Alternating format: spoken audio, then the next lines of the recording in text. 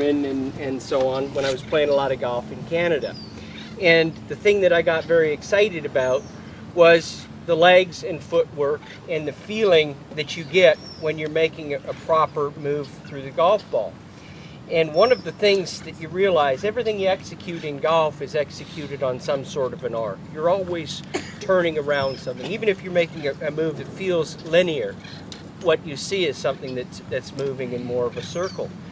And I started thinking about torques and pressures and things in the feet.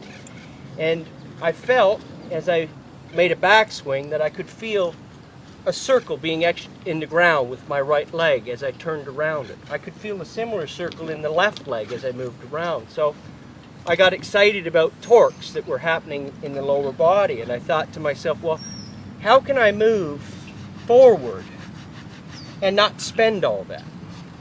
So the idea is that I've got these pressures and these circles that are happening inside, from the ball of my foot to the heel of my foot. This foot is trying to turn as I'm moving around it, because that's I'm making a move around this leg. And I'm going to make a move around this leg as well. But as I move forward, if I spend all that early, what I do is I come over the top, which is what most people have their biggest problem with.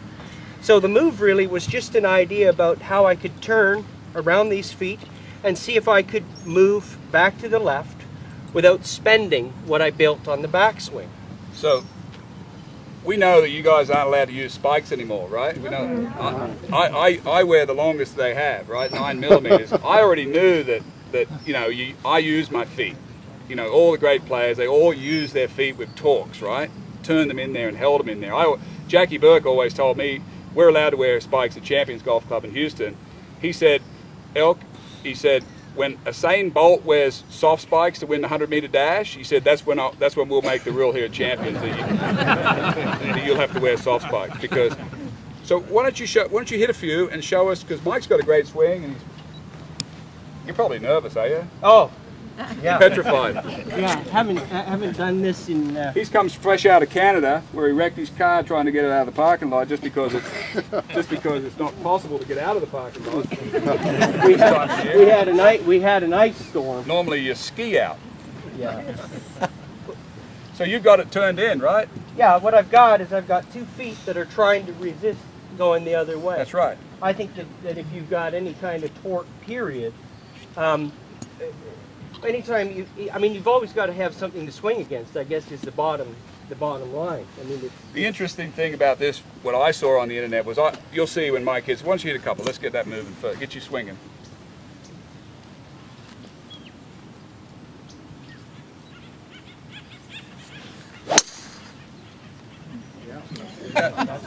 He's just some guy selling He's just selling insurance up there. Go ahead. He was just selling insurance. And going broke. Yeah, going broke. And go ahead, keep hitting. The interesting point to me was, as I've been around Mike, he comes down to Houston, we film, he'll walk out of the plane, he loves to hit drivers, like probably a lot of guys, and he hits drivers. It was so easy for him to hit the ball. And what I noticed on YouTube when I was watching Mike was, he torques those feet. You've got them clockwise, right? Here. Yeah. Yeah. That's the you idea. resist them. You resist them on the way back. Mm-hmm. I turn this one back. I use that one, but I turn this one this way. But the point is, he's using some internal resistance here, and then you sent the navel, right?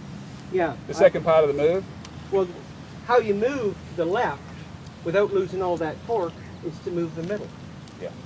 So that really is it. Explain that to everybody. Well, the idea is, I mean, if we can talk about real quick about the idea that there's a shift in the swing plane. I've always felt that the shift in the swing plane really had nothing to do with your hands and arms. It has to do with a reorientation of the spine. You're here, and then you just reorientate the spine. So it's the base that moves down here, your navel that's moving, and that's getting you into position to hit, and that's moving you out of your own way. It's giving you free passage to the ball. And so really the move isn't a big leap to the left. It's just a move of the middle out of your own way so that you can give it a smash. And it's fair enough to say that you represent pretty much the average-looking Canadian, right? I mean, you're not like specimen. I mean, you played hockey, you're low center of the gravity. You got a big ass. Let's face it. This is something that you're able to do all the time. It's an easy thing for you to do. I can do it 2 times in a row. I know that now. Let's see if you can do it 3. Okay. Yeah. So why don't you walk us through?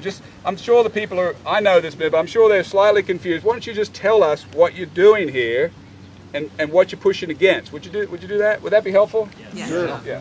Am I reading your mind? Okay. Well, I do better when I don't think about what I'm doing. But Yeah. But anyway.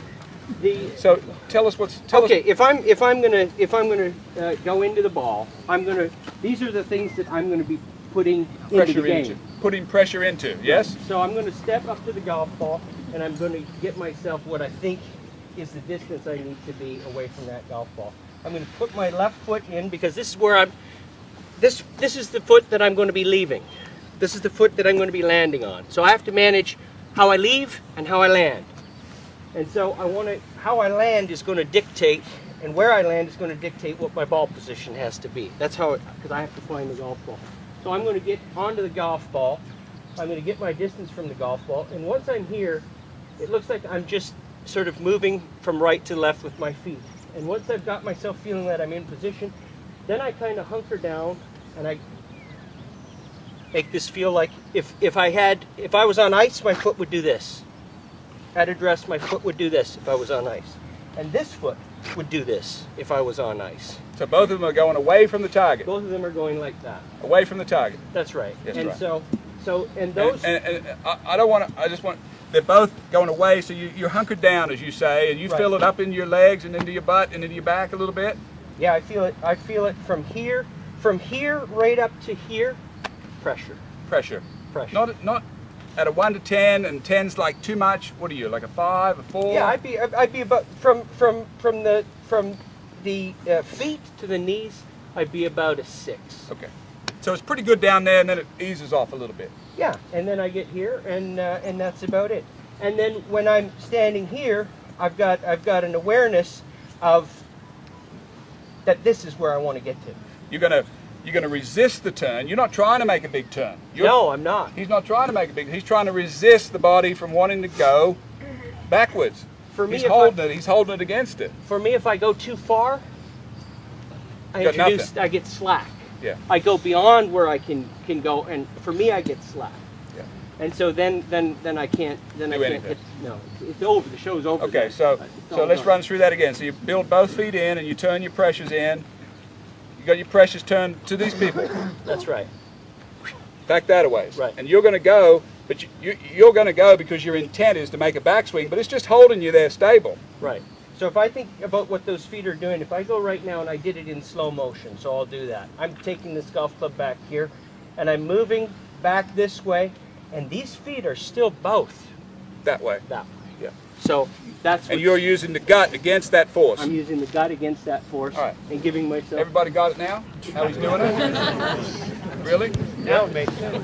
What? Now This is what we call internal talk, right?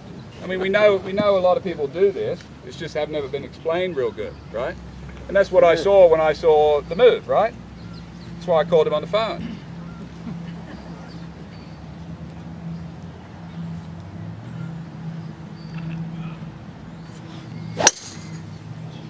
So it's easy for him to hit the ball, isn't it? Good work, Mike. Get marked. I will. Good work. So you can see why I called him, right?